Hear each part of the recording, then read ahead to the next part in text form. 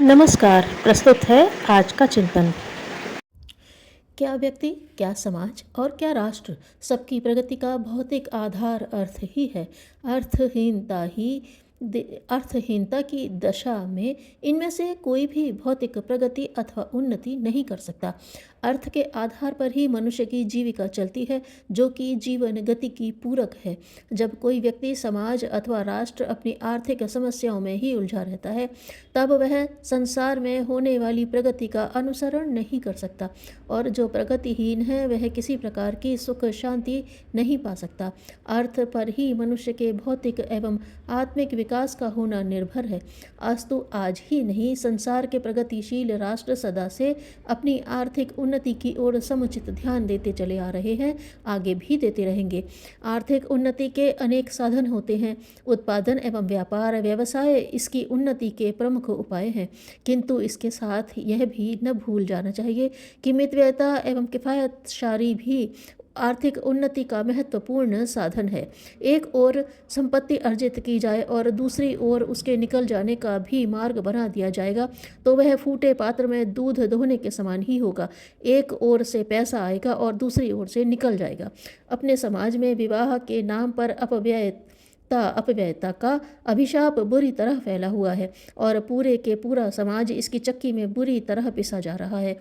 हिंदू समाज में व्यवसाय, व्यापार, उद्योग, धंधों की इतनी कमी नहीं है जितना कि यह गरीब बना हुआ है।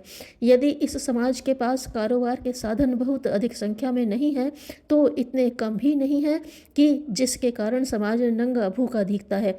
आय के साधन होते हुए भी अपने समाज की गरीबी का एक मुख्य हेतु अनेक ऐसी कुरीतियाँ एवं प्रथाएं भी हैं जिनमें अतौल धन खर्च करना पड़ता है। उनमें से विवाह के नाम पर चलने वाली कुरीतियाँ भी हैं। विवाहों में धूमधाम, रोशनी, आतिशबाजी, बाजा गाजा, साज बनाओ करने में इतना खर्च किया जाता है कि एक दो विवाह करने के बाद ही कोई भी सामान्य परिवार कंगाल बन जाता है, कर्जदार हो जाता है, जिससे उसे और उसके ब्याज चुकाने में ही सारी कमाई लगती है। इससे परिवार की उन्नति का हर मार्ग अवरुद्ध हो जाता है। तब यह तो स्वयं सिद्ध ही है कि जहाँ उन्नति एवं विकास का मार्ग अवरुद्ध हो जाएगा, वहाँ अन्य उन्नतियाँ तो दूर, आर्थिक उन्नति भी नहीं हो पाती।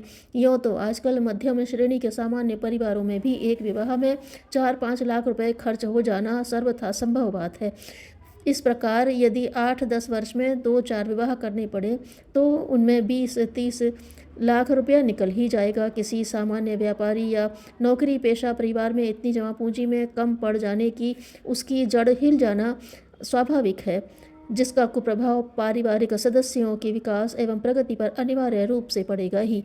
यदि विवाह के नाम पर होने वाली अपव्यय की रीति रस्मों को रोक दिया जाए, तो निसंदेह कुछ ही वर्षों में हमारे समाज की आर्थिक दशा में आश्चर्यजनक सुखद परिवर्तन होता दिखलाई पड़ सकता है।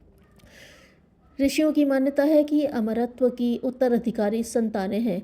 हमारे लिए क्या यह उपयुक्त नहीं होगा कि भौतिक जीवन परिपाटी के संकुचित दायरे में सीमित न होकर अपनी दिव्य विरासत के उत्तराधिकारी बने। निर्धनता का अभिशाप इतना भयंकर नहीं जितना संपत्ति के दुरुपयोग से अनाचार।